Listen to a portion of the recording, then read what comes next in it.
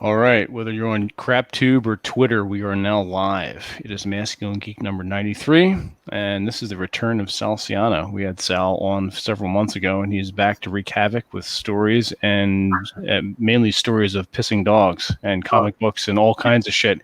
If YouTube winds up being weird, I will always remove it and re-upload it later because StreamYard does a recording and we'll hold it for 15 days. It's not a problem. We have everything well in hand. Looks like there's one watching on YouTube, so maybe it's going to work. We'll see. All right. And so let's get started. Sal, you have a dog in your lap as we speak. 2 dogs in my lap, actually. 2 dogs. Holy shit. Yeah, I told you I have 3. Yes. So this one just arrived. She was adopted, but the owners couldn't keep her, so my roommate decided that we would be happy to have her. And I wasn't so sure, but now it's a wiener. But now I'm all about her. She's pretty fantastic. She's a cool little puppy. And then the other ones, I thought you guys met them at the last time, but if you didn't, there's a chocolate lab around here somewhere. And then this fella is my dog. I've had him for 9 years. Ugh. Oh, there you go. Yeah, he's got some white in the muzzle. Yeah, he is a min pin, and he's an old man, and he he's the one I was talking about though, because he's old now. Sometimes he pisses on the floor, and it's not. He's a carpet pisser. Tile, but yeah, there's. Tile. I think I see a cat there though, so let's talk about that cat. That cat looks pretty sweet. That is a cat. This is Luna, who heard people talking and decided to run in, crying. At least, there she is. Oh, okay. Yeah. Beautiful coat. That's right. Kiss your pussy, James. Kiss your pussy. Always. Mowgli is... I don't know where the fuck that guy is. I gave him some catnip earlier today, and he tired himself out. He was passed out on the floor. He's tripping balls. It's funny because not a lot of people realize that shit works. That is a drug for cat. They go fucking nuts. It's not just like something you see on a cartoon. You're like, oh, that's funny. Huh? No, that shit works. It's like meow-awana. Literal meow-awana. So what have you been up to, Sal, since last we talked? How's everything down in Florida? Oof. I mean, it's just bizarre out here. It really is. School started since last we spoke. Okay. It was going on, but then it restarted. We had a whole summer, like 3 months off, and then like it kicked back in, and so that's just totally strange. All the stories you hear are true. Like how weird it is for everybody right now. It really is that bizarre. Yeah. I'll get into that in a second, but I have a cat story first for you. Oh, fantastic! Give us the pussy story. So my neighbor has a cat. Its name is Buttercup. Buttercup was outside. And Buttercup has taken a shining to me for whatever reason. Buttercup, every time I pull into the driveway, the cat is there waiting. Likes to rub its head on my door when I open the door. It gets in the car. This is the bizarre thing. It jumps in the car and hangs out with me. It's like, hey, I want to go for a ride. Get me the hell out of here. I don't know.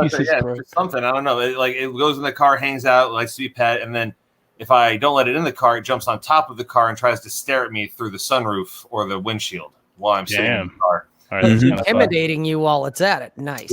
Yeah. Leaves me presents sometimes. It's pretty funny. But I'll be sitting out back with my neighbors once in a while having a beer, and we'll see the cat like hunting, trying to bring us like a mouse or a lizard or a toad or whatever's around, the whole thing. But I've never had a cat do that before. Like, we had a cat when I was growing up, but the cat did not like me enough to want to jump into my car. You know what I mean? Like, it's just, oh, hey, you're home. What's up? Let's hang out. No, my other cat would be like, hey, what's up? Do you have food? No? Scratch. And then just walk away.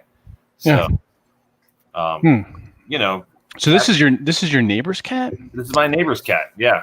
It's like an indoor-outdoor cat. Interesting. Okay. It may wind up being your cat after a little bit. It doesn't like the dogs, so I don't think it's ever coming to my house. It is funny though, because this cat is worshipped in the neighborhood. Like, this is an actual thing. One day I came home to find the cat sitting across the street from my house in the shade of some bushes with no less than 15 small children sitting around, like in a semicircle around it, just staring at it. They weren't petting it. They weren't they were just staring at the cat. They weren't doing anything else, just sitting like on their knees, kind of, like So kneeling. this is the revival of Egypt, is what you're saying.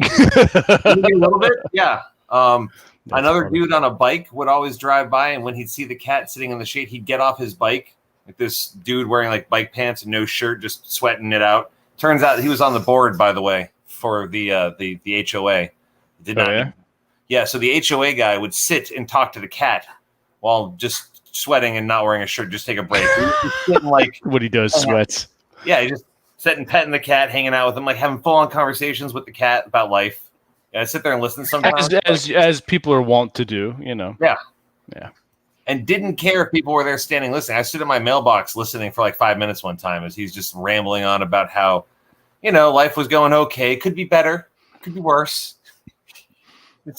It really is the rise of Egypt. All right. Yeah, I right like across it. the street from me. So You've appeased some local deity. You know what? I think I'm gonna have And to now do it will that. watch over your home. I'm gonna have There to you do go. that Protect your once I family. get my Generate- camera fixed. I'm gonna have to do a video where I did the drinking by the fire a while back.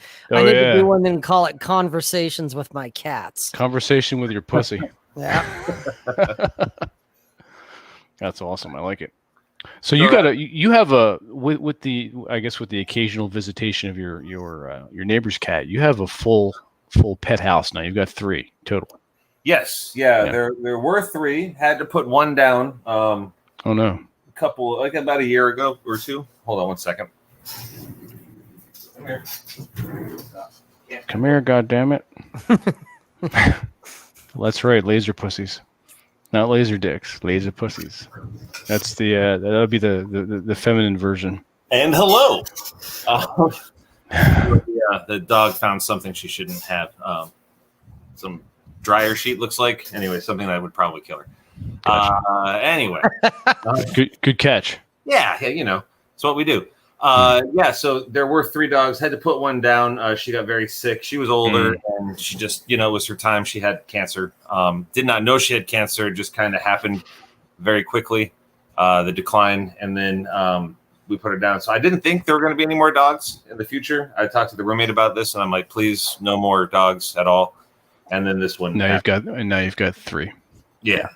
That's well done. Well done. I appreciate. Well, I can appreciate the. It was between us and another household, I guess. And then I don't know. She's potty trained, so I don't like. She's already housebroken, so what do I care? I mean, as long as you don't have to manage them. Yeah, she pisses and shits on a little mat, so whatever, it's fine. Outside or inside, you put the mat down, she goes. It's not a big deal. It's perfect. That's pretty good. Nice. Yeah.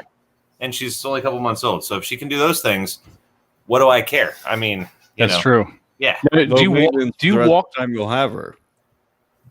Yeah. What'd you say, Vince? I was about to say, do you walk all 3 of them at the same time, or is that a separate deal? I do walk Okay. all 3 of them at the same time.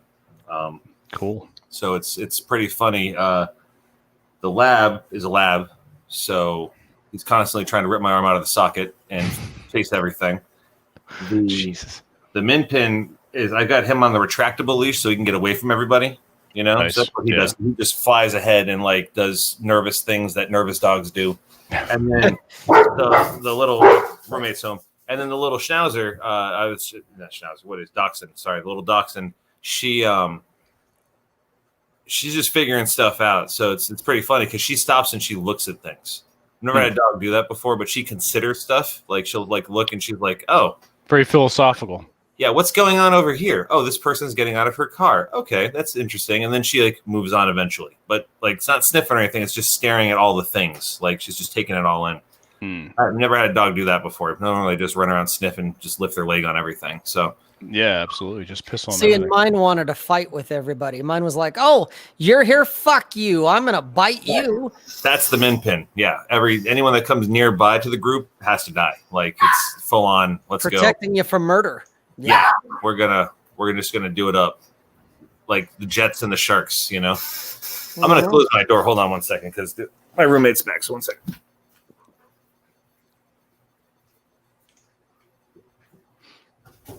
There we go.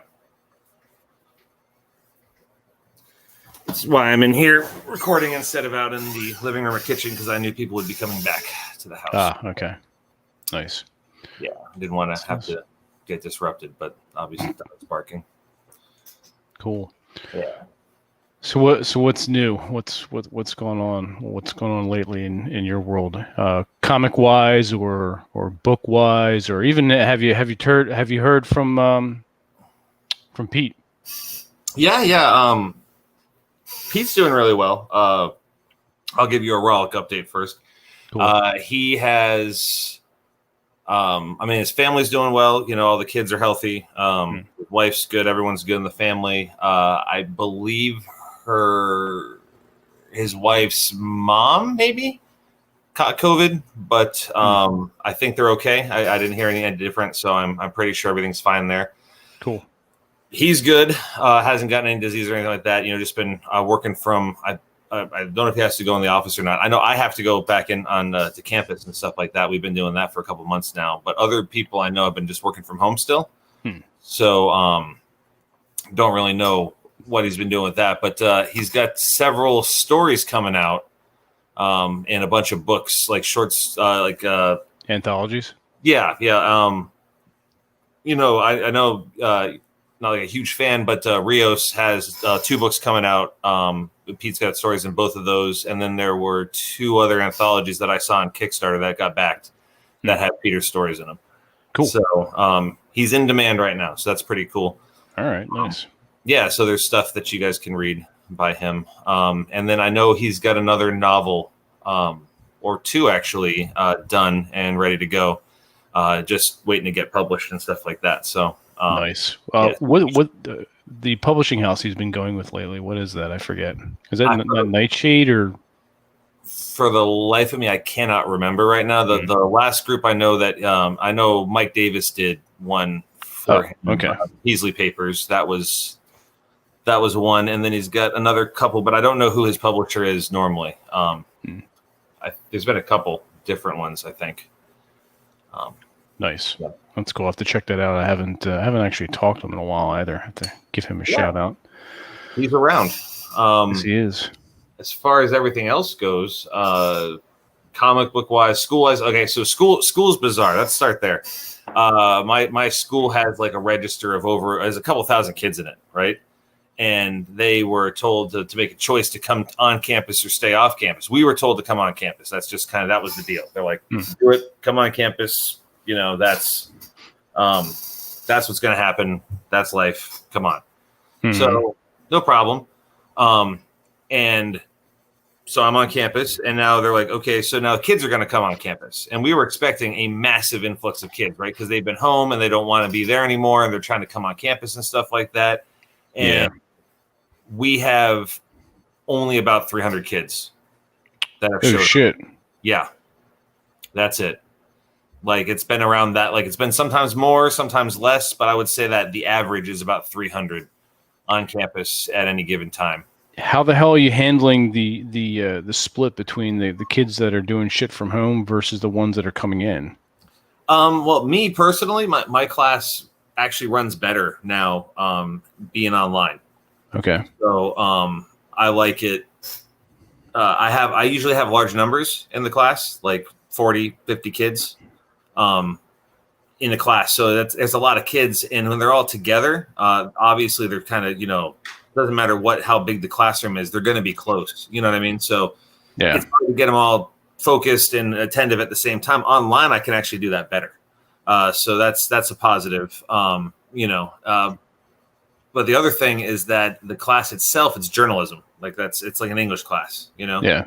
And so when we do that, it's easier to do it with computers online using technology, all that stuff. So we can take a look at what's going on, just in the world, in general and stuff like that. Basically the whole class is to teach them how to write better, use grammar in a more appropriate fashion, improve their English skills, read a lot, and then also learn about journalism, as it should be done, not as it's kind of being done in the world today. That whole, remember, like that used to be like unbiased, whole down the middle, like everything had both sides available and all that stuff. And there was like the Fair Rights Act, all that, that took a shit.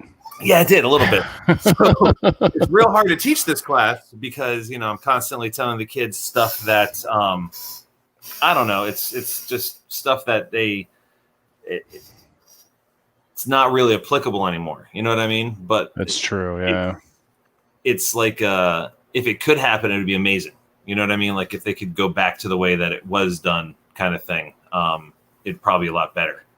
So I don't know. So I kind of teach them a form of optimism, almost, like not on purpose, but that's at the very least, their college newspaper will have a really good a person who's how to be able to write a lead and be unbiased when it comes to reporting on a story. Ask questions on both sides of an issue. So. Gotcha. No more. I can't do more than that as a teacher. And they'll know how to write an essay for a college professor. Which I kind of feel like when I got into school, I wasn't prepared for that. When I went through my college classes, like I went to the same school that I'm actually teaching at now. When I graduated, this isn't like an indictment on anybody or anything like that. I just wasn't prepared for college. Either I didn't take high school seriously enough, which is totally possible.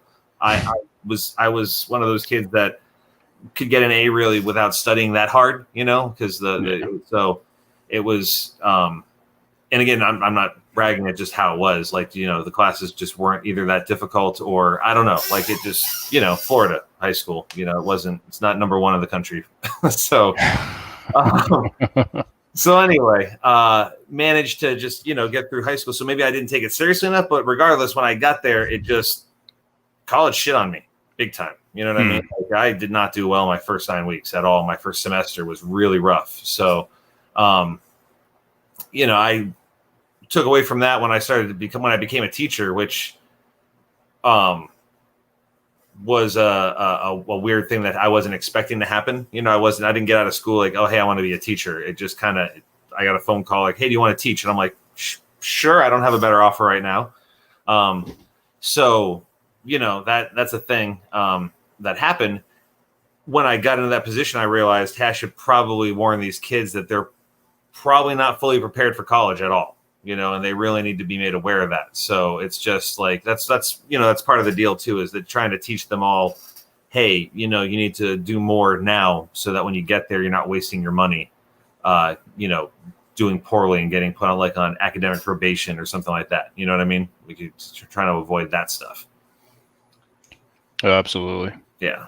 Just as a teacher, I think that's my number one thing is like, hey, don't take it lightly. You know what I mean? Like just be serious about the stuff, because otherwise it's just going to eat you up later on. Like, and it really will. Like, they don't get that, but it's tough, Yeah. How are your fellow teachers holding up? We don't really talk to each other. That's the thing, Fantastic. Like the social distancing thing, it's like we're hanging out, but no one hangs out with each other. Like they go home, it's like, that's kind of the deal. We've had 3 cases of COVID at the school. In fact, some of my students, I was sent emails saying, oh, hey, so-and-so is going to be learning from home from now on for a little while. And I'm like, oh, okay. That's not ominous, Yeah, right. That kind of thing. So, can't really say too much about that, but it's like it's nerve-wracking a little bit, to come to campus and stuff. Yeah.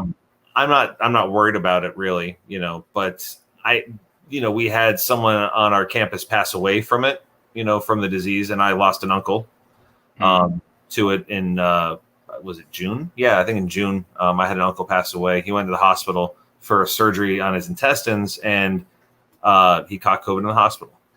Oh, shit. Yeah, it went right there. That is not a fun combination of circumstances. No. And the surgery was for his intestines and stuff. So it was just really a hot mess. And then he had a stroke because of it. And his heart, he had a heart attack as well. And then when they took a look, his lungs were also just all chewed up. Now he had a pre-existing stuff too, but it did exactly what you hear COVID does to people who have those pre-existing conditions. It ate them apart, just took them right down. Gotcha. He lasted about a week, and they had him on a ventilator, everything. All this stuff happened to him. So all that worst case scenario stuff that you hear he went through. We don't want to believe it was COVID either. When it happened, you don't want to believe that. You're like, no, it couldn't have been. Not him.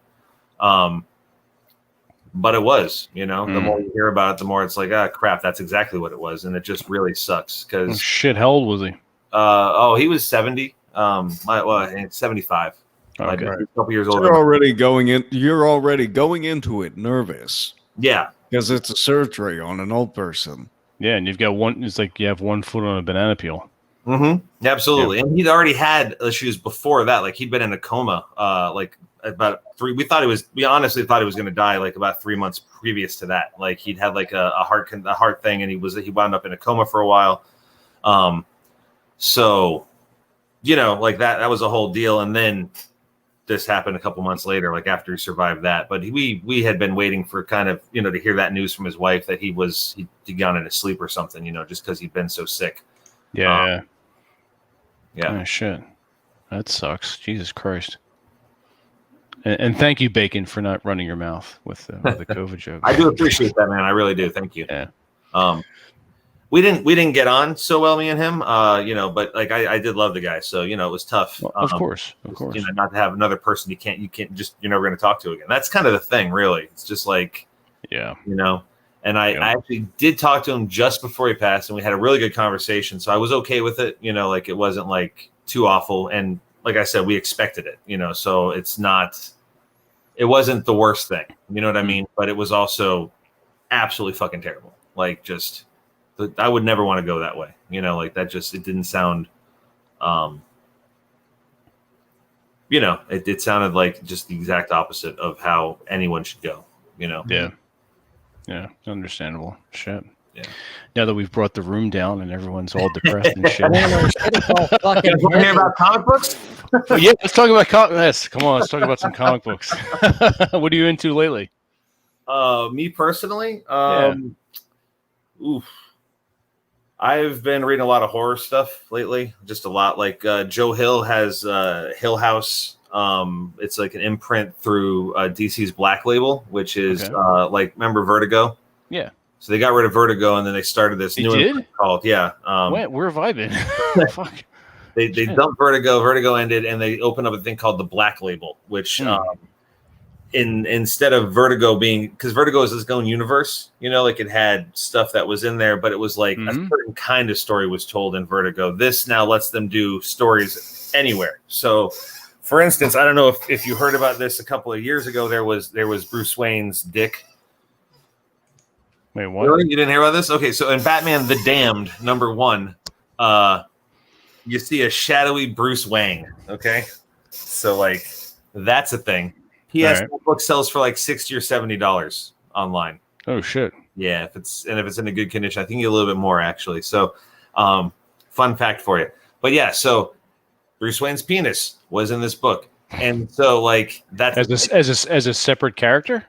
Yeah, pretty much. In the second comic, I'm almost positive he was supposed to have sex with Harley Quinn, and then they wound up like neutering the whole scene because of the outrage. That no pun intended. Absolutely, pun intended. Yeah. And no, they painted over the whole scene. I'm almost positive there was supposed to be like a full on, like just really kind of graphic Harley Quinn, Bruce Wayne, get it on scene kind of thing. So the whole story is like, who killed the Joker? Did Bruce Wayne do it or not?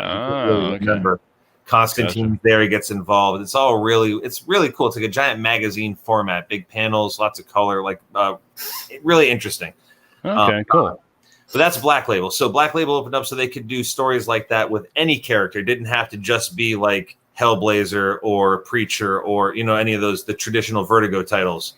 It could be anything. Gotcha. So that all of their titles now get like a thing. Like The Question has a Black Label book where it's like super violent, and it's this guy's writing it.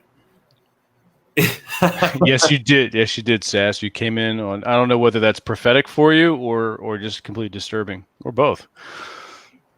And apparently, it was a separate character. Sass. Yeah, absolutely. Pretty much, it didn't have any speaking lines, but it really stared at you hard from the shadows. Like stared at you hard from the shadows. Got a real presence, like some fucking puppet. But yeah, it was a big deal, and like we had people coming in trying to buy like 5, 6, 7, 8 copies of that book and stuff when it first came out. Like it was the whole thing. Anyway, so fast forward to now, it's Black Label has been an established thing for DC, which, by the way, DC almost ruined the whole comic industry. I don't know if you guys saw that. A little bit. Yeah, that was pretty exciting. So we can talk about that in a second, but. Cool. Joe Hill has an imprint called Hill House Comics where he was able to put together 4 or 5 titles. He wrote 2 of them. Head Full of Baskets, and another one called Plunge. Head Full of Baskets, literally about a cursed Viking axe that when someone cuts your head off with it, your head stays alive and keeps talking. So I can see where that would be both beneficial and detrimental. Yeah, so it was it's a neat story about like it's like a crime, it's a crime story with a mystical axe involved. It's basically what it is. If you chopped off Bruce Wayne's dick, then you'd have a whole different story with that axe. He'd definitely become I Am the Night. It's like exactly glitters off into the darkness. That's right. What would that bat signal look like? Oh God, you don't even want to know. 2 balls and a. Where would the ears go? Like on the right? Jesus Christ. That's funny. So they got rid of Vertigo. Now it's Black Label. Yeah, so I liked that one, but Plunge was the one I really liked, which was like kind of a In the Mouth of Madness, not the Mouth of Madness. I'm sorry, At the Mountains of Madness kind of take on like this old ship is found off the coast of I forget Canada maybe or something like that. There's these eyeless corpse people full of parasites that know how to do like really advanced math. I don't know. It's like a whole thing. It's bizarre, but it was really well done. The art was cool. It was pretty neat. So I enjoyed that. Nice. Yeah, just stuff like that. But yeah, so what else is out there? We had people get in a fight over Pokemon cards in the Of course you did. Yeah, in the parking lot. So that's the parking lot, like a throwdown fist fight. Almost it was a shoving match. Cops were called. Oh no shit! You have to tell this story. Did you guys feel it on the Richter scale, or what? Like what happened? Well, like okay, so as far as I can tell you, because I wasn't, I don't know what started in the parking lot. You know what I mean? But like you guys came in and they bought some cards and they opened the packs and then they left. And I guess they pulled one of the really fancy, expensive cards. And so these 2 dudes are out there and they start yelling at each other. And the next thing you know, one grabs the other and starts pushing. And like they're standing in the street and the car is honking at them to move. And then they won't. So the car's like trying to push past them and they're like shoving each other. Someone winds up on the hood of the car. The guy got out of the car and started yelling. He's the one that called the cops, because they damaged his car. I don't know. We didn't get involved. We just sat there and watched through the window and like it was a whole thing. And enjoyed it, I presume. Absolutely, it lasted about 15 minutes. Well, that's like it's like a full show. Yeah. Yeah, it really was. Like, minus the commercials. You had like after episode 1, after Pokemon. They got out of the car and called 911. Everyone just kind of stopped, and they just kind of loitered in the parking lot, like they were ashamed, like it was like they were waiting for timeout. Like the 2 guys had their heads down, and they're like they wouldn't talk, and they're just like looking at each other, and like the guy's on the phone with the cops, and the cops pulled up, and I'm just like, what is going on? And the guy actually called 911. Over Pokemon card fight. Yeah. Wow. I'm not sure whether I'm disgusted or in admiration. That's Jesus Christ. Here, fun fact about Yu-Gi-Oh! They changed the rules recently to include the following. Okay,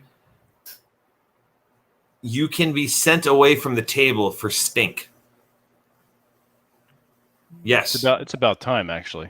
Apparently, it's a well-known and I was told by some of the players at the store, like it's a well-known Yu-Gi-Oh! Tradition that some of the players to really stick it to their opponent. Not bathe for a week before they play? Yes. Wow. Absolutely correct. They will not bathe, and then they show up to the table and they're like got caked on grime, and they're like you can't even breathe because they smell like cat piss so bad. And and so that's this one kid told us specifically it was cat food that got him. He threw up at the table. The kid against his opponent, he vomited. So they're using these underhanded odor techniques to win. Essentially, yeah. When the kid couldn't continue because he was puking, the guy fucking psyops, man. Seriously, that's ingenious. Time ran out. So now there's a whole rule that they can tell you that you got to bathe. Like they will send you away. You have X amount of time to go back to your hotel room and take a shower And when you come down, you have to smell like soap, or else you cannot continue playing. And that's that. Wow. Like, They have yeah, someone take your officially clothes smell well. you, like an official sniffer? Yes, the judge can make that determination. And they have a judge at each event, I guess. Like if it's an official tournament, there's someone watching you play. And so, like, yes, they can make that determination. If they can't stand your stink, Wow. you're gone. I like it. I couldn't picture playing like and puking on your cards. Some of those decks are really expensive. Could you imagine vomiting on like a $2,000 deck? I wouldn't want to vomit on something that cost me $20. That would Dude, I wouldn't want to puke on something that cost me 20 cents. Seriously. Yeah, I don't want to puke in the first place. I prefer not to puke at all, I guess, really, is what it exactly. That's the goal, is to not puke when you're playing a I like game. my food in my stomach and not on the floor, so, you know. Exactly. Wow, that's pretty cool. Well, I think conventions in general should probably institute that. I mean, that's one of the main concerns and complaints about whether it's tabletop games or comics. It's the body odor and the stench. I forgot deodorant one day while I was down in Atlanta for Dragon Con, and I was like, I'll be fine. This happens on occasionally. You're not fine. You're in a place with thousands of other people in the heat. Mm-hmm. You're not going to be fine. That thing is going to be drenched by the time you're done. Yeah. Yeah, you're gonna get hoagie pits very, very quickly. Have any of you guys been to Miami before? Yes, but it's been a while. Okay. Did you drive in Miami by chance, or did you like? Yeah. Okay, so you were carted around a little bit, or? Correct. Okay. The last convention I went to, the guy who normally does conventions for the store was he's out of town. He was gone. I don't remember where he went. So it fell to myself and my brother, who's actually now a manager at the store because of his performance during this whole event, to help run this convention. Not run the convention, but run our booth at the convention, which is not an easy endeavor because they bring a U-Haul's worth of stuff, but more than a U-Haul's worth of stuff. So much stuff that it almost broke the U-Haul. Okay. Like, I really cannot, I almost didn't make it home. So we live, gosh, I'm trying to think how many miles away from Miami we are. I don't know, call it 70 miles, maybe a little bit more, a little less, something like that. Someone can tell me West Palm to Miami. Anybody? One of you fucking nerds and math nerds in the chat, go ahead and look that up. Atham, if you're there, look that up. So I had to take this U-Haul and drive it all the way down to South Beach in rush hour traffic on a Sunday, which is when everybody is coming back to. Everybody's on the road. Yes. So I am zipping around South Beach in a U-Haul because they won't let me in to the convention parking lot without the certain parking pass that was inside the convention center. And they wouldn't let the people into the convention center without a pass that was also inside the convention center. The guy in the convention center didn't have his phone on him. So I'm driving around. I almost hit a homeless person who Jesus Christ. kicked the side of my van, my U-Haul, okay, and swore at me. Wasn't my fault, okay. I was just driving, and the dude he was trying to go before I got there, and I got there before he went. You know, it was one of those things. So I was like, I'm talking my horn, and then he kicked the shit out of my U-Haul. I was like, oh, come on. So we get in. We finally get in. We load up about, I don't know, several thousand pounds worth of shit, books, toys, statues, everything. You know, you fit into a comic shop, and we fit into this booth, and we pile it in there, and the odor in that place at the conclusion of this convention was like, you guys have been at a con when it's closing down. Have you ever been there, taking down the booth and stuff? So you know that smell is just hanging in the air. It's like really, it's a miasma that's palpable and you can almost see it. Yeah, it's exactly. Talk about the color out of space. Yes, it's like a greasy. I count myself lucky that I missed that. You are very lucky, my friend. Very lucky. So we're walking through that stuff, and then here's the kicker, though. We have to go. drop off the stuff like at our boss's house. So I'm on 95, right? And the differential in the truck went. Oh fuck. And so like I don't even know, like we there was a second gear on the thing, so we threw it into that and we left it in there the whole time as we're driving down, but like the engine was overheating. I was driving like 20 miles an hour down the road on 95, like people going 100 miles an hour past me, and I'm just like basically in the shoulder just cruising, and I'm like, this is dangerous. Like I was really uncomfortable. And so we get there to my boss's house, we unload the truck. I limp the truck back to the store. Hours later. Yeah. Like it feels like weeks later actually at this point. And it was just at this moment, and like I'm gonna say something now, and I really hope that no one is watching that's associated with the plaza, because we totally nicked I won't say who was driving at the time. Might have been me, could have been someone else. Okay. But totally someone nipped the concrete column on the edge of the. Nice. Yes. Tore it apart. The whole thing just crumbled. Like it was like. Like year-old bread. Yeah. A tire exploded on the car, on the van. Like. We're driving on a rim at this point now. It's like, holy crap, what's going to happen? Yep. Yeah, just fucking sparks everywhere. Yeah, absolutely. So we actually drove it back around behind the store in the plaza, and like we're sitting there like, oh crap. So we hit the truck. We're like, oh my God, we got to do this. So then we called the repair people. So they drive out. Like now it's like 3 a.m, and there's like a repair guy changing out the tire. You know, he sang sea shanties while he did it. Like, what would you do with a drunken sailor? Early in the morning, you know, like a whole bunch of verses for that I didn't know existed. Okay, stuff like that, like a bunch of sailor shanties. I think he wasn't drunk or anything. He was just a really nice guy, but like he was really into sea shanties.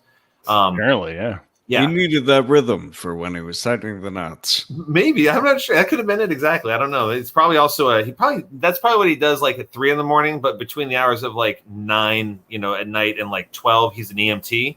And so the sea shanties also help him with, you know, CPR and stuff. So that's probably true. So that's also good. So good for me. I met a CPR EMT, you know, repair guy. So that's pretty cool for me. That was my adventure. Anyway, I drove the next morning the fantastically damaged truck to the U-Haul place. And I'm expecting to get dinged up because guess who did not get the insurance? Oh shit! You didn't get the insurance? I did not get the insurance. I said, "Fuck the insurance." Nobody needs the insurance. Yeah, I don't need the insurance. Okay. Yeah. So I pull up, and the guy looks at the side of the truck and goes, "Huh." Looks at me, and I'm like, "I don't know, man." He goes, "Don't worry about it." And I'm like, "What do you mean?" He goes, "Don't worry about it." I'm like, "So?" He goes, "Don't worry about it." And signs the paperwork and gives it to me with no damage on the truck and walks away. And as he's done talking, it starts to pour down rain. And 90% of the damage just washes off the car because it was just fucking concrete dust. And it just looked like it was. And he's like, "This is just plastic siding." He goes, "We're just going to take this off and replace it." And I said, "Well, what about the engine?" He goes, "That's their problem." He goes, "I'm just glad you made it back okay." And I was like, all right. That's true when you think about it. Yeah, that wasn't your fault. Yeah. The concrete part was, we absolutely, that's my fault. I think we kind of maybe overloaded the truck, I'll be honest with you. Like there might have been like a, don't put this much weight on there. And we probably exceeded it by quite a bit. Because the thing was like, I've never seen a U-Haul sink, you know, like become like a low rider, you know. Seriously. Yeah. It took us like 2.5 hours to unload the truck after we loaded the truck, you know, just shit. Yeah, put the stuff up. It's like moving, basically. Yeah, that's what it takes to do a convention if you own a large comic shop. And I do not, but the owner of the shop does. And, you know, so there's just a lot of stuff. And we put that stuff in his house. That stuff didn't even go back to the store. You know, like it was from his house? Yeah, we went to his garage with that stuff. So, that was like, that was just house stuff for him that he took to the con that, like, destroyed the the whole U-Haul. Yeah, that's an interesting point. The stuff he brought from his house and trying to get rid of it. What, in your experience, as far as that, the selling points and all these things, do people actually make a decent haul from that monetarily? Yeah, they do. Okay. I mean, it depends on what you have, like, and how you got it. That's the thing, you know. So if like you're there selling dollar books at a con, you'll do well, you know. Like people like a bargain, you know. Yeah. If they think they can get over on you at all, then you know they're walking out of there feeling satisfied, and they don't realize that they probably paid you exactly what you wanted for that book in the first place. You know what I mean? You know, that kind of thing. And that's just salesman 101 though, like working at a con, you know. It's just that's how it always has been, you know. It's like you go there, you overprice everything, and then you wait to get talked down. And if people don't dicker, then you just take the money and don't say anything. You know, and when they do, you say, "Oh, I guess I can come down this much." But you know, and they know, you know, if you're there to actually purchase things, then like that's how that works. So it's like what is, you know, any of those open markets that, you know, we don't have any more of really, but they used to exist back in the day. Oh yeah. I will give you 3 shillings for this. You know, it's worth at least 5. That's right. Yeah, right. Shit. Okay. I see a dent. So There you go. um, Are there any ones coming up in the near future? God, I doubt it. I really Yeah. do. They're going to be so cautious about doing that stuff because of COVID. Yeah. You know, I don't know of a safe way that you can do a convention unless it's like outdoors. You know. Yeah, I know GaryCon just once again canceled theirs for March and made it virtual. Yeah. So, And I don't know, like, how do I say it? I don't know, like, if that's ever going to change, really, honestly, for a really long time. I just think people are going to be too scared to go once, like, even once this stuff goes away, like, you know, vaccine happens or herd immunity or whatever, you know, comes first, and everyone's satisfied that it's not going to be a real big deal. I just don't know that it's ever going to change as far as like people being scared to go to these big events, you know, because we've been living like this now for so long. So I think conventions are going to change a bit. To like probably do both, you know, like online and in person. Like there'll be a benefit for showing up in person, like swag and what have you, you know, and maybe get a discounted ticket or something. Yeah. Yeah, you know, people will, like the people that are willing to brave it, you know, they'll still obviously be required to wear a mask, I am sure, just for safety precautions, because that seems to be something that people are just going to include now on everything because better safe than sorry. You know, like we're even still instituting a mask thing, even though Florida has officially entered phase 3.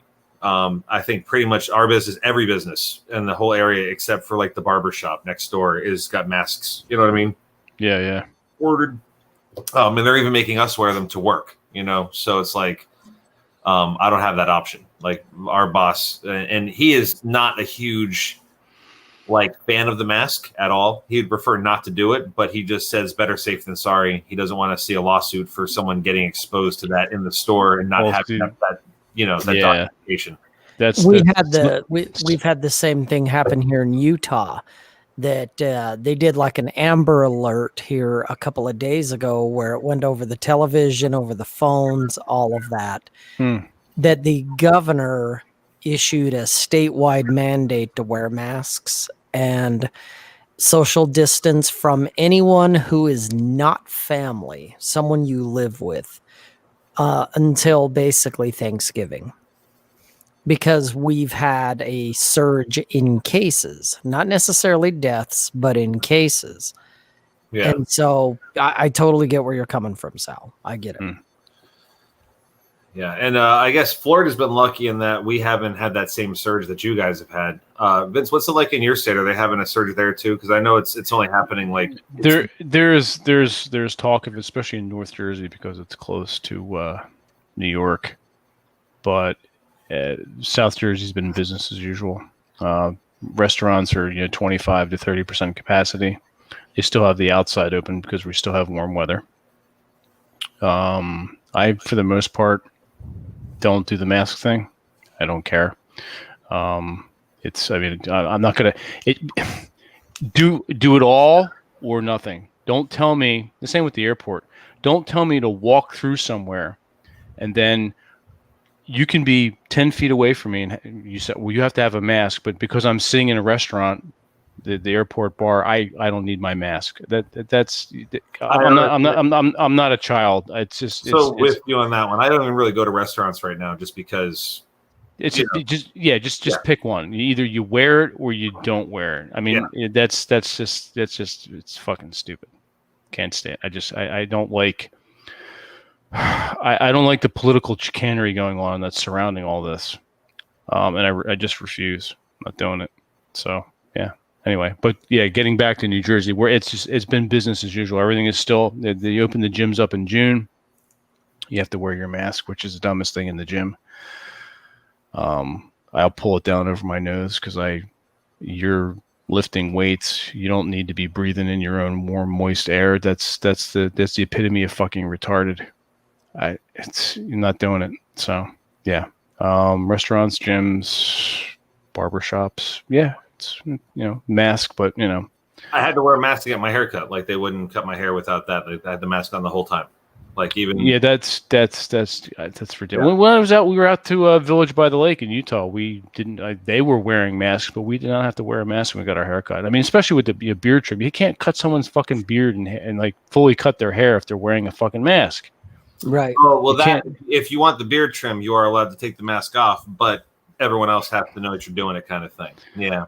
Well, it's obvious you're doing it because you're fucking physically taking it off. Yeah, but she tells the barber has to tell the people, oh, hey, he's taking off his mask. Yeah, so I got you. So you don't upset the Karens. Yes, exactly. There's like a whole process because when they trim you up a little bit too on the thing. So I was like, oh, okay, yeah, go ahead. I'll pay a little extra for that. Why not? And so it was a whole process though for me just to take the mask off. Like she had to sign. You have to sign this affidavit. I didn't, but the lady, she just let the people know over there. He's taking off his mask, so don't take your mask off. It's basically the whole thing. Like it's, gotcha. Only one person can be maskless. Everyone else had to have a mask on. The other barbers, everybody. So, gotcha. But I guess as long as I don't know, man. I don't know. It doesn't make any sense to me. What's like you said, because the CDC even has that one guideline where you can be with a person for like 15 minutes or something, and you won't get the disease. Or something like that. I don't like how do they even figure out a time limit on like to catch COVID? It's like go. Yeah, it's the dumbest shit. So yeah, I don't know, man. But like I said, if I didn't have firsthand knowledge of how shitty it is to die that way, like not to bring the room down again. I would be completely. Oh, come on, Sal. I would be completely with you 100% on the mask thing. You know what I mean? Like all that. No, that's fine. Vehement about it. Yeah. As it is, because of that, I'm totally indifferent to it. I just wear the mask because it's a required part of my life now. You know what I mean? Like I have to teach with the mask on.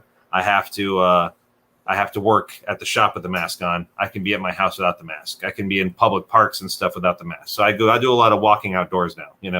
Yeah. Places I can be without my mask on. Or I like to sneak to the back of the store and take it off just because I can't wear it all day.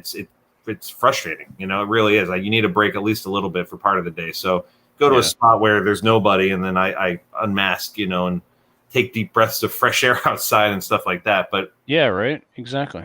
But like I said, it's something I got to put up with. And I guess it's going to be part of life for a while.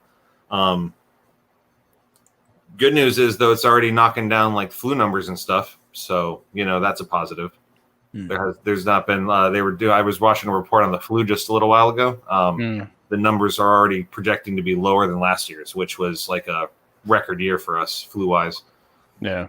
Which also might've been COVID too. Now that we think about it, I don't know, but, cause I really hate the flu. COVID's going to suck if I catch it, it's going to be the worst, but I don't have any of those pre-existing conditions that is going to hurt me really. I don't think. Yeah, but fucking flu, man. Like that is. Yeah, right. It'll knock you out in any case. Yeah. You know? Ugh. Indeed. Was there some in the chat? Yeah, I saw something about a source or something like that. Oh, it's kind of a. I'm fucking with Red Crusader. Yeah, it's something that Quintus Curtius, one of our friends who started up. Yeah, he was these arguments where you bring up a point, and someone goes, do you have a source for that? I was going to say waiting on MSNBC, the I think, is where I saw the flu thing just a little while ago. I was watching that earlier because lately I've been trying to stay away from CNN and Fox. That's probably for that's better. That's good for your mental. They're literally just toxic, the two of them. MSNBC is at least like just stuffed in the middle. It's like, the little brother that's just like getting kicked around by the two older siblings. So yeah. If I got to watch news, it's that or one of the British channel, any of the DW, which is like the German news source, that kind of thing. They're all pretty good because they're looking at us from the outside. So I was going to say a lot of those are you get as close to unbiased as you can be, looking in from looking into the fishbowl. Yeah, and so I'm trying to find that kind of news because, like I said, I got to teach the shit, so I got to bring it back to my kids. So it's like, where can I find the most down the middle stuff conveniently? So that's what I'm always looking for. So yeah. Carl's got a good comment. What's that? Amazing. The flu is not a coronavirus, but the 5 coronaviruses make you put a pillowcase on your head. Can I check out of this nonsense? you wish so, right? Like that would be amazing. Yeah, and it's true. Like I know the flu is not a coronavirus, but it's just I don't know. If someone had said wear a mask and you won't get the flu, I'd probably subscribe to that because I've had the flu a couple times and it's just I don't like feeling like dog shit for a week. It's just not my favorite thing. Yeah. No, I mean, but there's a certain level of risk as a human being going through life you have to take. Yeah. I mean, it's like anything. It's like within the IT world, with IT security, with the IT security posture. I mean, there may be things that that, okay, well, this probably isn't the best, but we can't account for anything, and locking something down is going to cause more havoc than leaving it open. So you assume the risk just to keep moving forward and to make money and keep the business flowing. Same with your life. You assume a certain amount of risk. Like Rob and I ride motorcycles. Yes, we could get hit. Our chances of being in an accident are a life-threatening accident are much higher. Absolutely.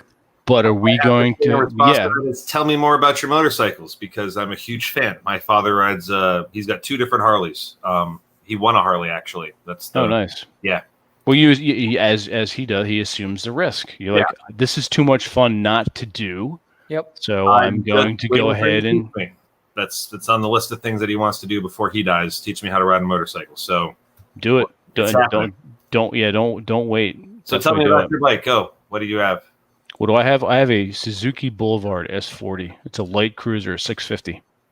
All right, Rob. 2011. I've got a 2004 Honda Shadow Aero 750 and a 2017 Indian Dark Horse Chieftain. Nice.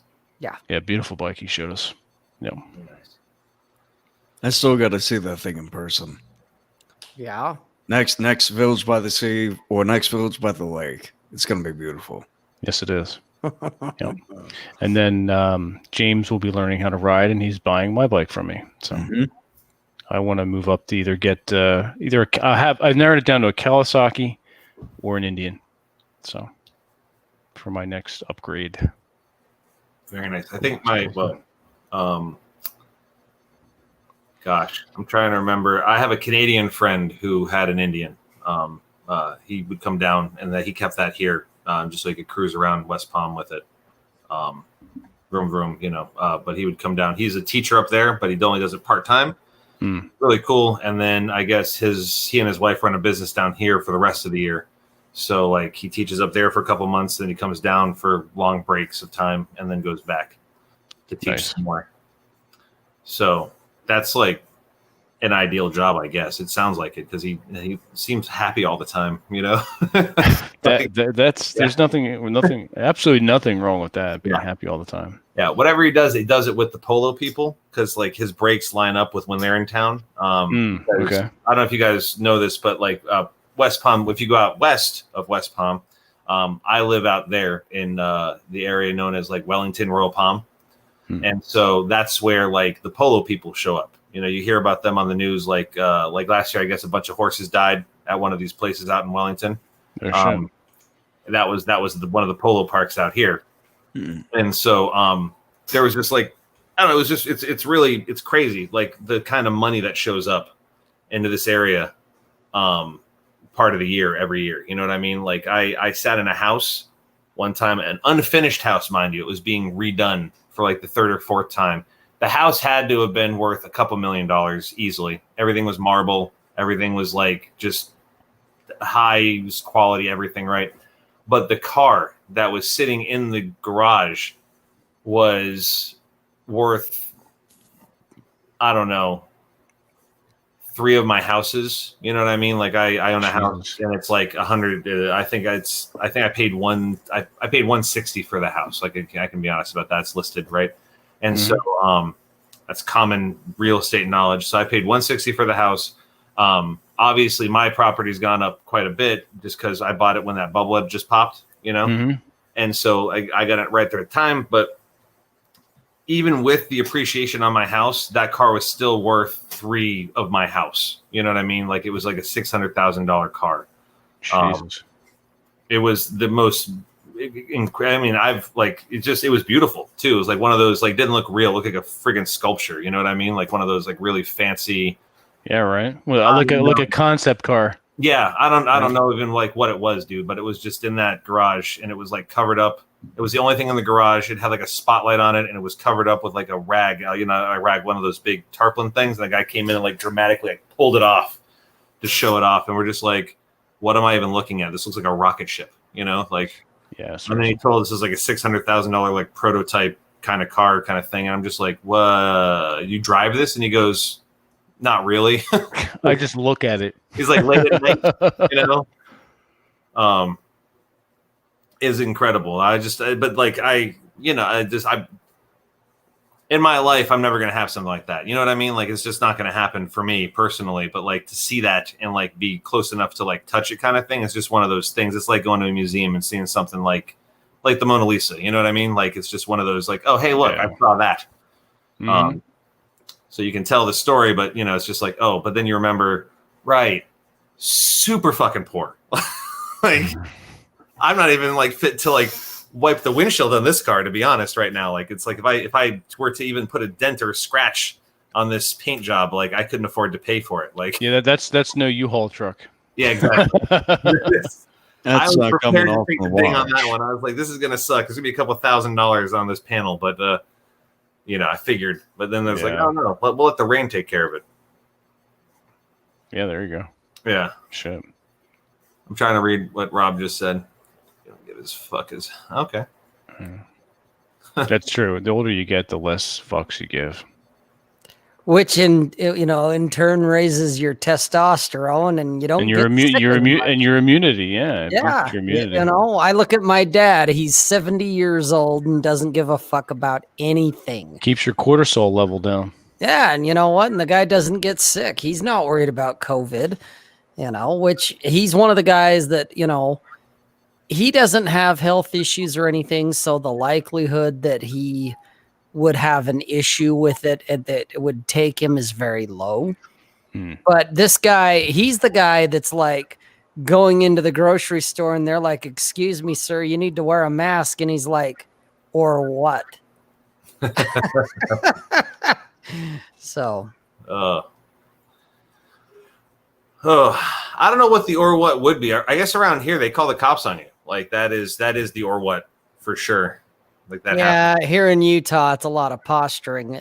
Yeah, I imagine it's a little different. What, you guys are in a smaller town kind of thing, or are you like in one of the big cities? I don't know. Where do you live? I live in Salt Lake City. Okay, so it's definitely a bigger city. The most populous. Yes, it is. Well, technically, I live in West Valley, which is actually even more populous than Salt Lake City itself. And it's a lot more conservative where I live versus downtown Salt Lake, which is a lot more liberal, which is where a lot of the fear and the liberal tears are coming from that kind of got us where we are right now with this mask mandate. Because the other thing I didn't mention that the governor, when he did his little news broadcast a few days ago, we've had a surge in cases, which he's claiming is putting the hospitals at capacity, but to use a term that Doc Perodin uses, face validity. I've been in a lot of the hospitals for my job to pick up sensitive documents to have them destroyed. And I'm not seeing whatever he's talking about. And when I've talked to the staff, they're not saying the same things he's saying. So, 2 and 2 aren't adding up right now. But he did give the Labor Commission some teeth. And that is, you were mentioning, like, if you're outside and alone and all that, you cannot wear a mask. You're fine not wearing a mask. Mm-hmm. Technically, right now, until the 23rd of November, so right before Thanksgiving, all businesses are open. Everything is, running as it has been since the pandemic. But right now, how I mentioned earlier, you are not supposed to, be around other people other than the people in your home. Okay. So you're fine, hanging out with your wife, your kids, whatever, your roommate in your case, Sal. But if you're, if you like technically like me hanging out with my girls, no, that's a no. You guys don't live together. You're not supposed to be around each other. You need to be wearing masks and social distancing. And the Labor Commission was given the power to fine businesses that if their employees or their customers, vendors, it doesn't matter, if they are not wearing a mask, they can be fined up to $10,000 per occurrence, is what the Labor Commission was given the authority to do. Now, how are they going to enforce that? I don't know, other than it's snitch culture. It's someone, it's Karen crying, going, oh, well, I went into this business and, one of the employees or a customer or somebody wasn't wearing a mask. I can tell you that around here, they were just doing, because we had that same mandate here before they opened up, before DeSantis opened us up to phase 3. Like during phase 1 and phase 2, all that stuff, we had that, like, if you, like I said, we have continued to do the mandate because my owner doesn't want to get sued by people. But the mandate, it does not exist in the rest of Florida. You can, according to whatever phase 3, you can not wear masks in certain places if you so choose. But the whole thing was, before that, they were coming and doing spot checks. So they were going to places that they thought, like, if they saw a lot of cars in a parking lot, they'd pull in, get out, and look in all the businesses to see if everyone was masked up. And then they were issuing fines that way. So they were like going to where a lot of people were, it looked like, and just because we got spot checked like 4 or 5 times.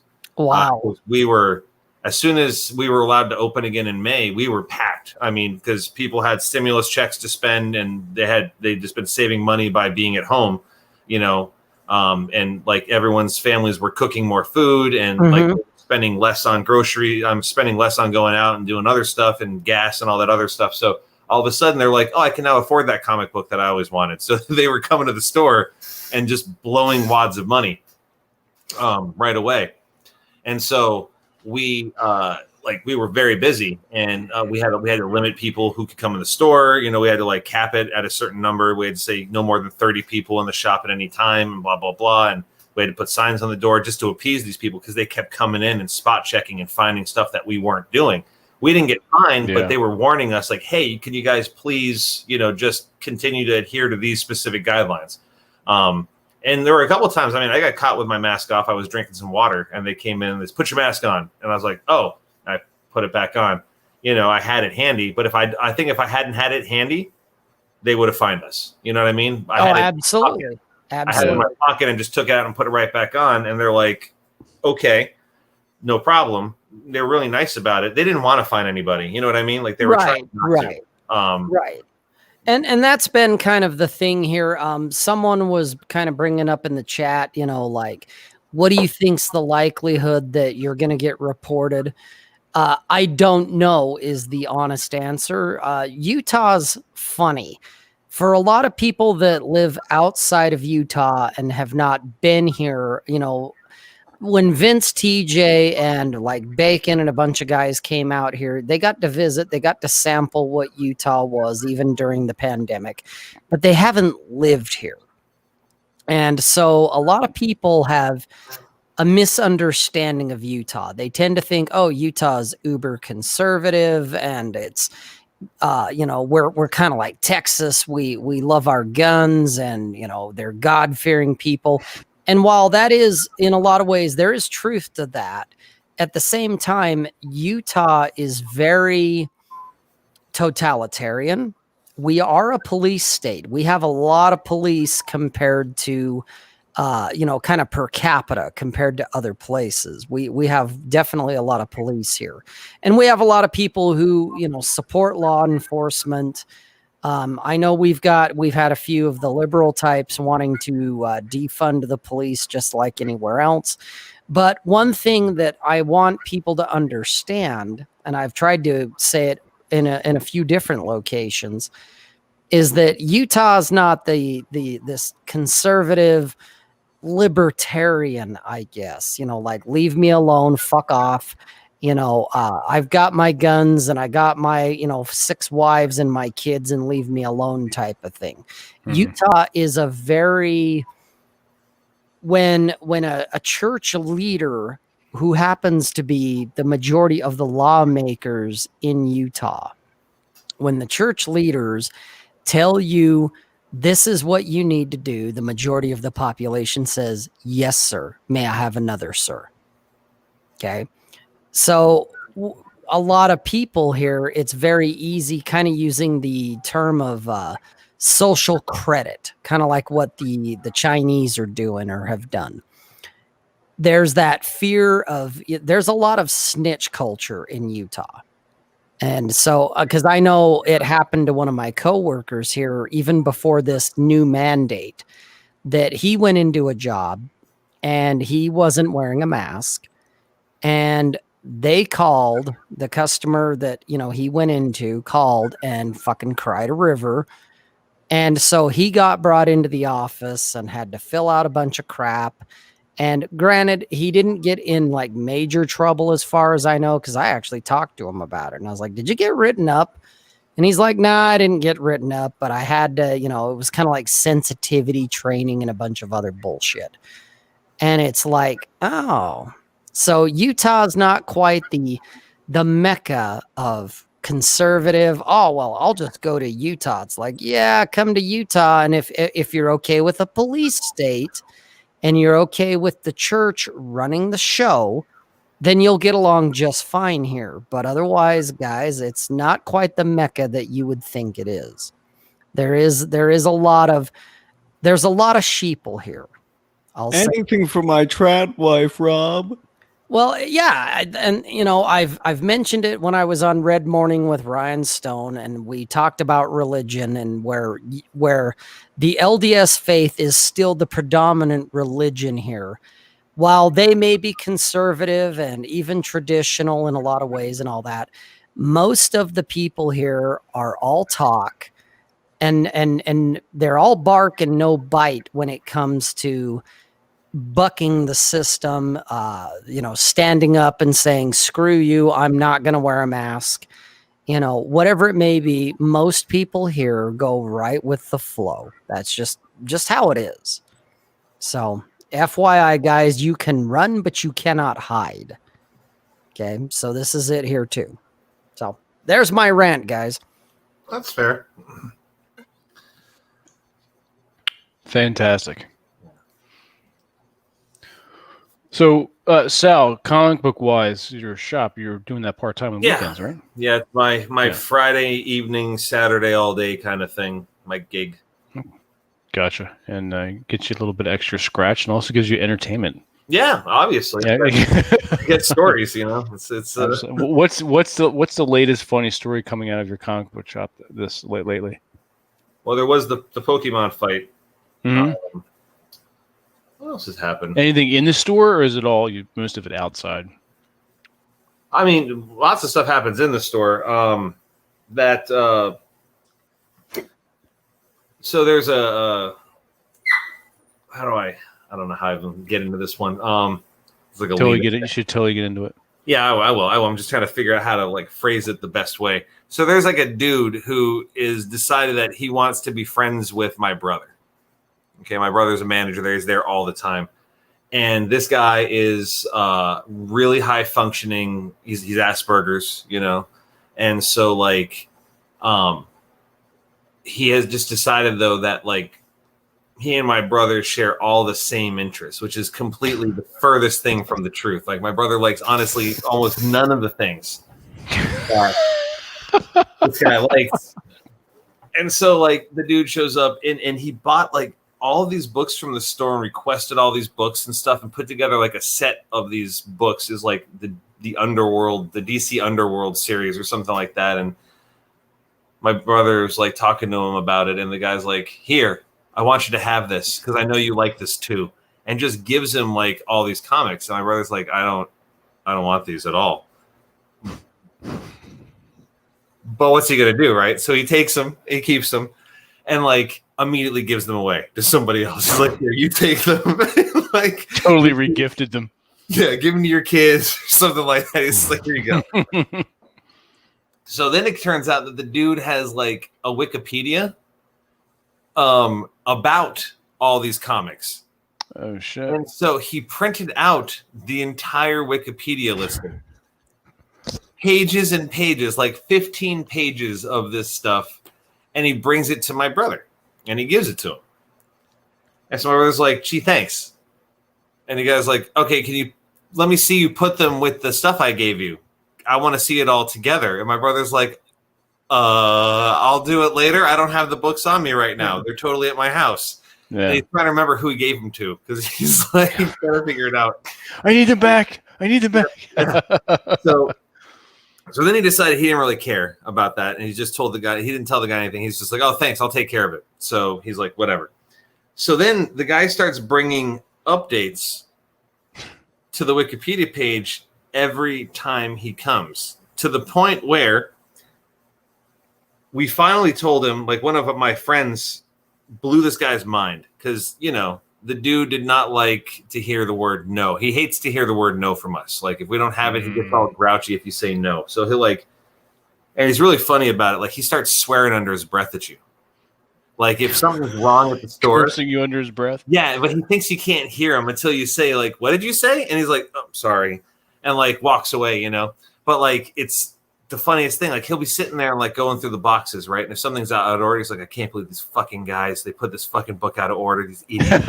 And he's like fixing the book, and he's like, he blames us automatically. It couldn't be anyone else that did it, you know. Nope, it's clearly the people that work here. It's our fault. So like, so we're telling the guy.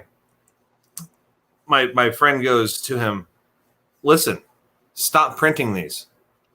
He doesn't want them. He doesn't read them. You know, he doesn't even look at these. Stop printing them. Okay? Oh, fuck. All right? And the guy starts sputtering at us and like muttering under his breath and like shaking violently. And I was like, oh my God, he got broken. Like he just, something short circuited inside of his head. He's going to come back with a weapon. I was really worried. Honestly, Yeah. I was concerned that this shit was going to go down because he was like doing the thing. He got all worked up about it, and then he tried to reason with us about like why he had to leave it. So we told him no, he had to keep it. So he goes out to the parking lot where my brother's having a smoke break and hands it to my brother, who wasn't part of the conversation about stop printing these and don't bring these here anymore and any of that thing. And goes to and gives it to my brother and actually gets my brother to give him $3 for the printing costs because he's printed this Wikipedia page so many times now that his parents will no longer allow him to use the house printer. So he has to go to the library to print Prints it. him off at the library. Jeez. And he prints it in full color. wasting toner. Yes, so like he pays however many cents it is per page or whatever it is, and it's 13 cents a page, and so like it is what it is. Well, it gets even better though because it turns out that someone has been messing with this dude. They go in and they change his Wikipedia. I was just saying, go into the Wikipedia and like put in different words and shit. They alter it all the time, and they dispute the facts that he puts on there, and they write like, "This isn't true. You just made this up," and stuff like that, and like they insert it in there. And so every time he sees it, he corrects it, and then he has to print a new one because Jesus Christ, that poor guy. And then he's got to bring my brother another copy of it to make sure that he has the updated one, the one that's 100% right. Because if he goes to the Wikipedia page, it's going to be wrong because someone keeps changing it on him. Oh my God. And they do it in real time. We watched it happen. Like he loaded up the page and we're like, we didn't believe him, but he changed it. And then like 10 minutes later, we watched like it was different. And we're like, oh my God, someone's policing this page. There's another guy just like you who's policing this page and doesn't want this information changed. That's hysterical. They're trying to like manufacture a mass shooter. Yeah. I think is what's going on. Yeah, they really are. They're priming this guy, poking the bear. This man is really unstable. That hit someone and then drove to the comic shop. I told you that story, right? Like that he ran over someone. Yeah. That's the guy. Same guy. Oh shit! It's the further adventures of that dude. Okay, that's right because he just drove off. Yeah, he hit the kid on the bike and then he came to the comic shop and they followed him here. Oh, that's fucking funny. Yeah. So I can't stop. It's an emergency. I have to make sure that this man receives the. It's total fucking Rain Man here. 100%. Anyway, he's a really nice guy, other than the whole cussing us out every time something's out of order in the store. Like that's funny. That must be his thing. Everything alphabetical and in its place. It is. He really wants to work there someday, but like in the problem, we've entertained the idea. To be honest, like we honestly have. But the problem is he just micromanages us too much and can't take direction. Because they did that'll get in the way. Yeah. You know, they tried him out at the store and they're like, hey, you know, if you can do these things, right? And he refused to do the things they asked him to do and instead did the things he wanted to do, which, you know, it wasn't terrible, but it just didn't help the store run any better, you know? No. And he doesn't understand that. Like, that's the problem. He doesn't quite get that. So he gets to come to the store and fix whatever he wants to fix and be there as long as he wants to be there for, and no one bothers him. It's like Clerks, you know, there's like the person who looks at all the eggs. Like, yeah, exactly. Testing all the eggs for the perfect fucking egg. Yeah. Okay. Same deal. Like we just let him do his deal, he leaves the store better than where he found it. So I was gonna say, he probably comes in and cleans up a little bit. No problem there. Nice. And you know, we give him a discount, you know, on the stuff that he buys and things like that because we try to be nice to him. And he's a swell guy, but it's just he has all the stories. There you go. So I was talking about Yu-Gi-Oh earlier. So this dude walked in the store last weekend and he had a backpack on and he was dressed like a Yu-Gi-Oh player, like kind of disheveled, had a bit of the funk, you know. And I did not realize he was a homeless dude at all until he starts talking to me about being in the hospital and how he just got out of the hospital and how they made his brain fuzzy in the hospital. And I'm like, okay. It's getting interesting. And he goes, by the way, I can't see anything. Like they took my glasses when I was in the hospital where it made my brain fuzzy. Can I borrow your glasses? Can I see those for a second? Do you need them for seeing far away or up close? And I was like, far away. And he goes, oh, it's perfect. Exactly what I need it for. I'm like, I'm in like if the writing's far away, I have to be able to like the book's far away from my face. He goes, oh no, you need those for reading. What are you, stupid? And then he left the store. He just turned around and just walked out. He asked for your glasses and left. Yeah, I think he was just there to steal my glasses. I'll be honest. He just rolled up and he's just, I want your glasses. I need them to see. You don't need to see. I need to see. God. And what's he going to go do? Like, what if my glasses weren't the right prescriptions? He's just going to like wear these until he found the right ones. Like, these are too strong. You know, they're hurting his head. Smash them. He just keeps trading people. He's like, hey, if I trade you these glasses, can I have yours? It's like swap. Until he eventually gets the prescription for his eyes that he needs. Like, is that how it works? Because I've been doing it wrong for years. That's you're out of the glasses borrowing loop. Yeah, I spend money on mine. You know, is that not the way to? Am I not authentic? You know, no. Apparently not. In the new socialist new order we live in, this is what you do. Okay. Yeah, get with the program. You fuck, God. it's like being a hermit crab. I'm just like, here. Exactly. Oh, these don't fit. Let's trade back. Exactly. That's pretty funny. So that happened. Let's see. Other people that come to the store and make me uncomfortable would include the man who showed up with bloody Naked. knuckles. No, he wasn't naked. That was a different guy. I'll tell you about him. That was a different. It's actually a naked guy in here. Okay. He was from Australia. We actually really liked him quite a bit. He was fun. Well, I'll tell you that story later in a second. No, it was the dude who came in with the bloody knuckles and like the blood dripping out of his mouth a little bit. Who was about 5 feet 3 inches tall, perhaps, and just like a bundle of like live wire energy. You know, it's like someone had like run like Aaron Clary. and he's like, you know, his eyes bugging out of his head. He's walking to the store and he's telling me all about how he's freaking out because they wouldn't give him methadone. Oh shit! And, because they wouldn't give him the methadone, it turns out they was actually a she who took all of his methadone because she was also on the heroin and needed the methadone to, you know, break the curse of the H. So she took all of his methadone. So then he told her he loved her, but she still wouldn't give him any of the methadone because she didn't love him.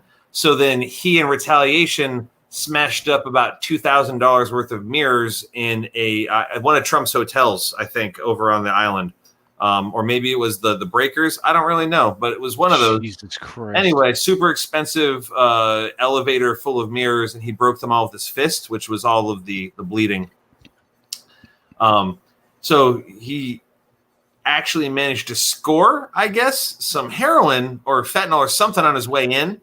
So he was like all jacked up on like, a couple different things, plus that, and like was just running through the store, like just zipping around and like just out of his mind. I don't know what he was on. Like, there was like he mentioned like 3 different things, and like one of them was fentanyl. I think another was some kind of speed. Didn't mention cocaine, but I'd be shocked if that wasn't the third. You know, like the deal because of just how much energy he had and the things he was saying. So after we convinced him to go wash his hands, you know, because of the blood in the glass, he comes out and he's a little calmer, but not really. And he finds Spawn, the comic. And he starts walking back and forth, holding a Spawn comic, explaining to me about how the devil, Satan, is the most powerful and how you cannot defeat Satan and how Spawn is only a superhero because of the glory and power of Satan.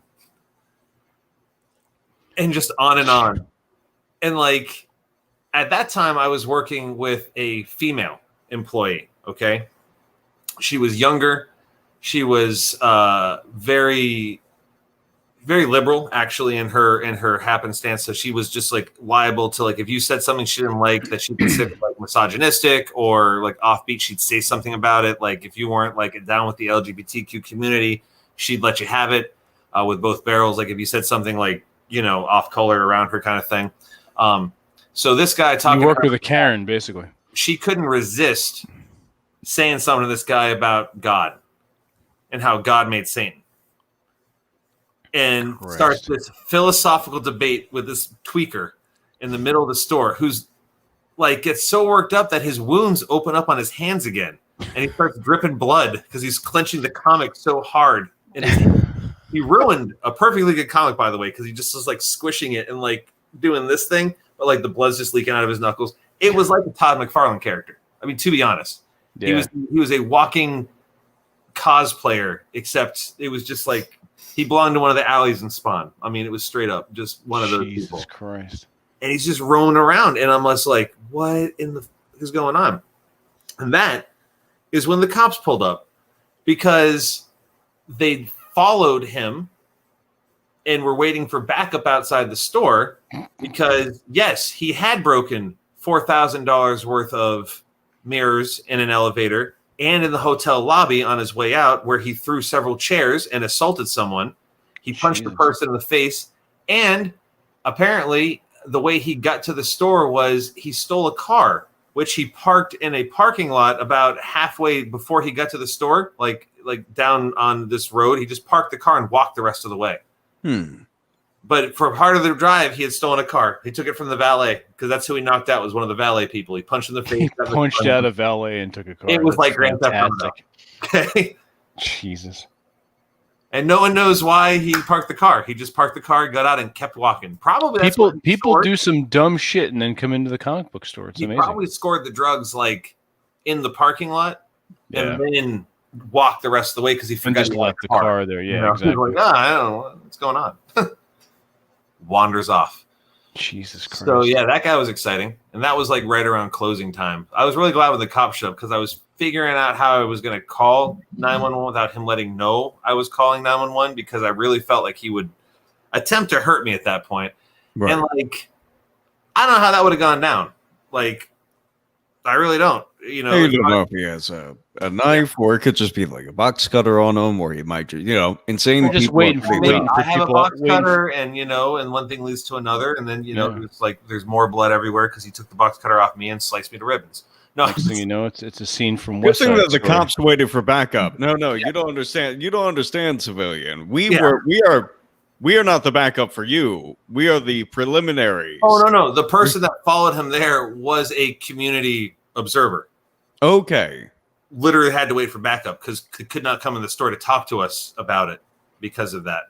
Okay, I was under the impression that a cop had showed up and was like, "I'm going to wait for backup." This. Oh yeah. No, I'm sorry. I apologize. My bad. Nope. No, that's fine. Nothing like that. Yeah. No, the old man in the car with the yellow light spinning on top sat in the parking lot waiting for the red, white, and blue lights to show up. With the tasers and what have you.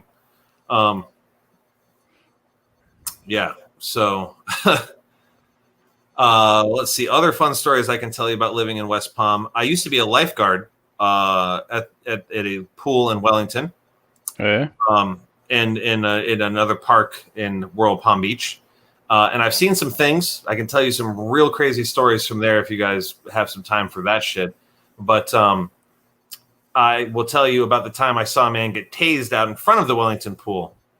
So I was driving home. I was leaving my shift. Actually, no, I was going to Publix, which is in driving distance, and I was hungry for lunch. So I pull up to the stop sign, and I look to my left, and there are 3 sheriff's officers standing in a circle around, well, more of like a triangle around this one homeless dude who is not fully clothed. And he was walking towards the pool in this state of not having all of his pants on. And, there are kids in the pool and stuff. So they're trying to warn him off, and he's not getting it. He's like trying to push past one of the cops. So I see the cop who gets pushed. He steps back and he looks, and you can hear him sigh because my windows were rolled down. And you just hear, and the guy's like, he just stood there though and didn't even move with the taser sticking out of his chest. So then the other 2 cops also sighed and pulled the triggers on theirs. And then you saw the guy just collapse in like a flopping heap that got hit with 3 taser loads of, taser juice. Jesus Christ. But like, he smelled like bacon. He didn't make it to the pool, Red Crusader. So he was on his way to go to the pool though, or I don't know what he was doing there. Honestly, we don't really, it's weird. Like there's not a ton of like homeless people that make their way that far west. They generally live out more near the ocean, east.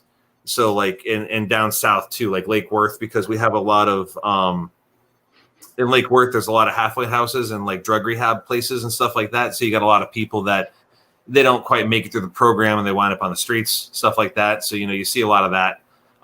But that's down in that particular area. It's like that's south of me where I live. Kind of thing. No, it's really not a not a shithole. I'm just telling you the fun stories, guys. That's literally the only time I've seen a homeless person in that particular area of Wellington. At that time, like I said, it's not like a huge thing that happens often, but like it was just shocking that that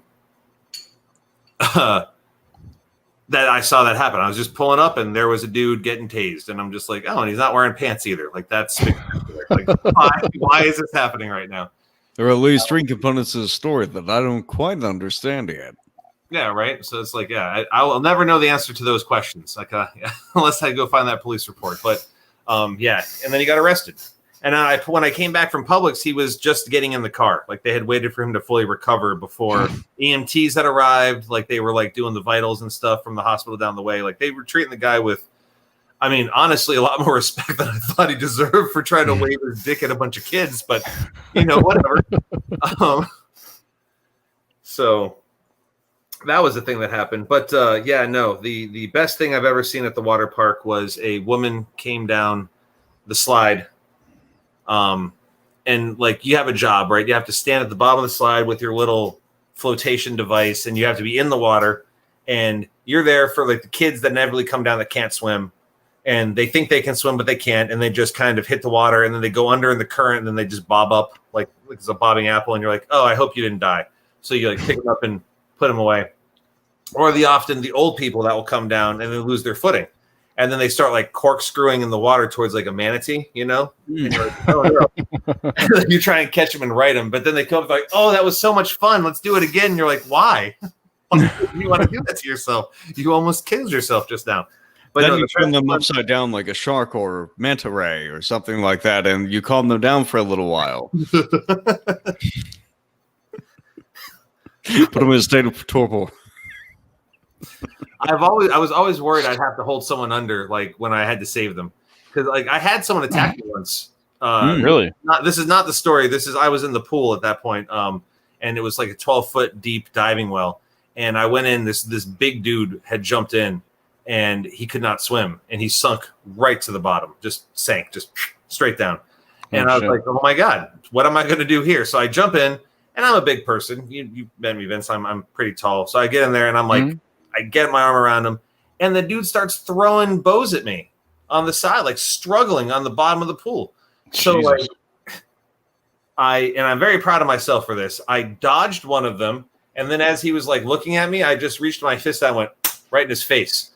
And he went, nice. Blah, blah, blah, blah, blah, blah, blah. Like that's like the actual noise he made. Blah, blah, blah, blah, blah, blah. I started laughing, and I lost my air.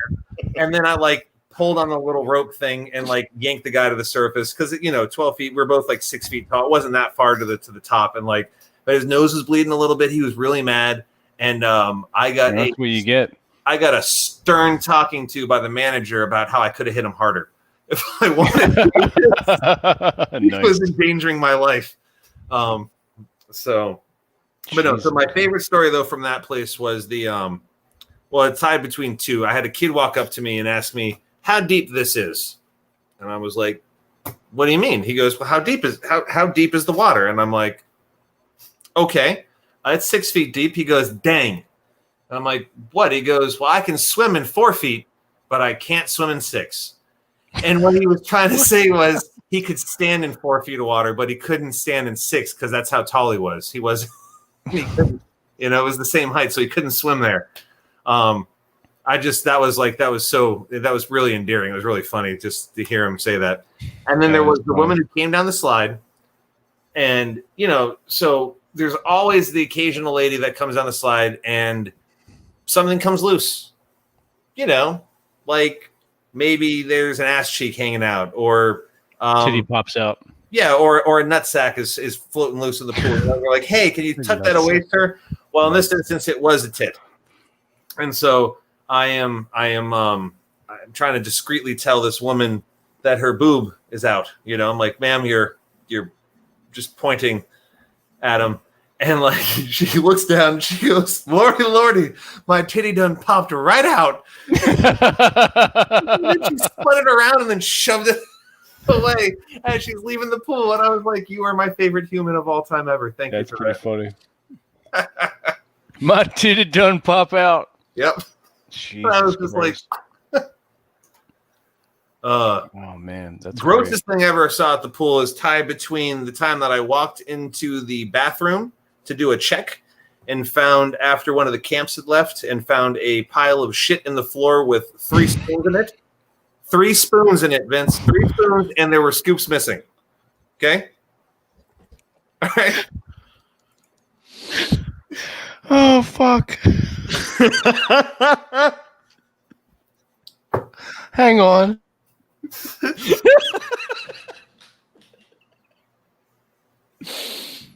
I haven't seen Vince lose it like that. Nobody needs to see that. Nobody needs.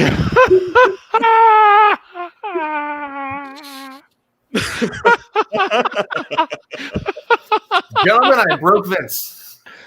Here. Oh fuck me! I'll take this moment to pitch this this Go ahead. What are beer you that I drinking?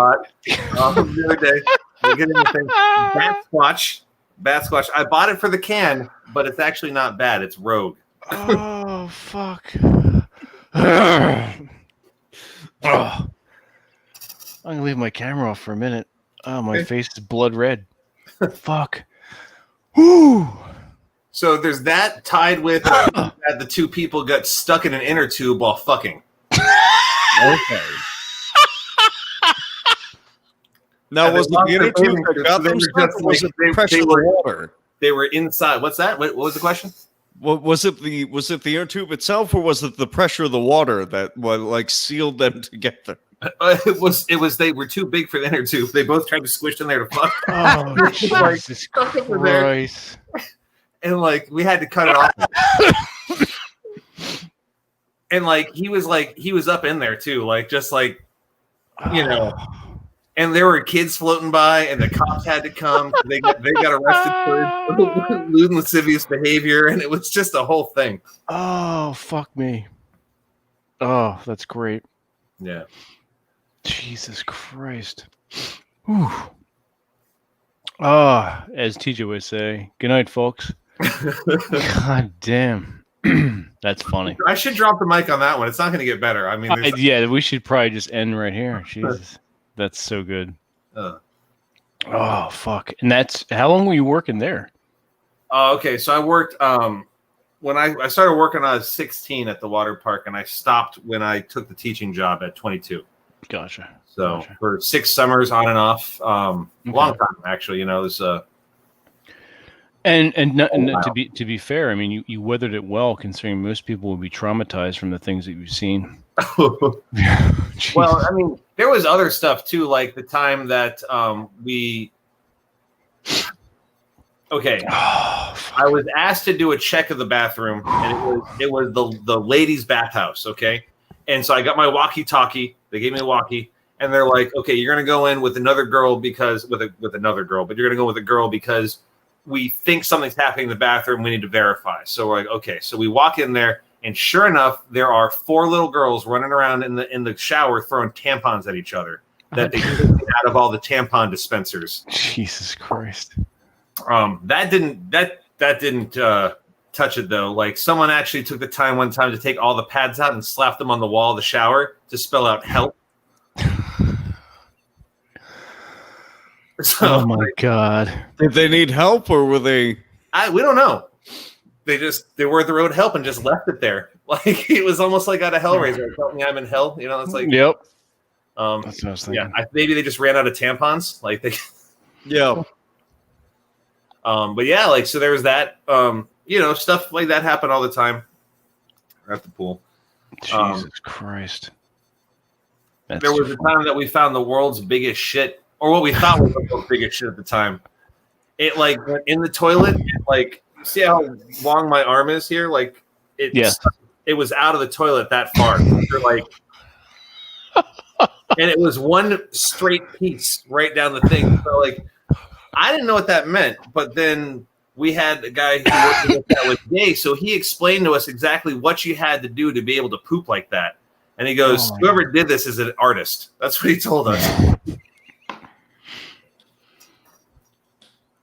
Oh, God. Jesus Christ. You gotta have respect for the craft. Yeah, you know, I was just like, that was a lot of fiber was taken that morning. It was huge. I mean, I don't know how far down the pipe it went. You know, we were scared. Honestly, the initial discoverers were scared to flush it because we figured we were going to clog the toilet. We were trying to figure out how to like break it off and put it into several trash bags. You know, like we're trying to figure out the best possible way. It was like, do we have to like put this into bleach? What do we do here? Like, you know. Randy Marsh is at your pool. Oh, jeez. Yes, Randy. Jesus Christ. Oh, that's funny. Whew. Oh man, we're gonna. I think on that note, on the large shit in the toilet, we're gonna close it out on this one. Pierce. Yep. Yes, indeed. So, Sal, where can everyone find you? You don't have a Twitter account, do you? I don't have a Twitter account, and for various reasons, my Instagram is blocked, mostly because I'm a teacher and I don't want my kids to ever find me. So it's like it's invisible to the world, you know. Gotcha. How many people want in the chat? How many people would like to see Sal create an anonymous Twitter account? Let's see if anyone. Type 1 in the chat. Yeah, type 1 in the chat. You're gonna get Sal to create an anonymous, so he doesn't get in trouble at work. Seconds behind, I think. We have a yes from Ictibus. I'd definitely be interested in catching up with you. Yeah, absolutely. Since you're doing it, you're in the comics industry, so I definitely have people I need to talk to about that. Well, I mean, I work at a comic shop and sell them. I wouldn't say I'm in the industry. You know, though I don't know. I mean, but Vince and I know a lot of really cool people. We do. Yeah, there's. Alec, don't question good art, whether it's pooping or anonymous Twitter accounts. We'll know. I'll figure out something and I'll let Vince know, and he can let you guys know. Yeah, and I'm sure I'll be back on here. I mean, I just made Vince die like 3 times. So I think you're gonna be a regular, absolutely. Yeah, that gets me. I'm gonna run out of stories though. Like that's the problem. Well, if you keep working where you're working, I doubt that's gonna happen. That's true. Yeah, you'll never be able to start minding my childhood. There's some real good shit there too. Like, oh, I'm sure. Oof. Cool. And that's the thing. I realize, like, you know, we all have these fun stories that no one ever gets to tell. You know what I mean? Well, like, that's what we're here for. Yeah. Shit like this, just like, but it's all. If you just look around, it's always happening. Like, oh yeah. You know, that the guy that got tased by the pool. Like, I just look to the left and there's a dude with his dick out. You know, it's just bam. Getting tased. There it is. So, too funny. You know, you know what? I still haven't done. I still did. Did we go into the details about the crackhead that I saved at Necronomicon?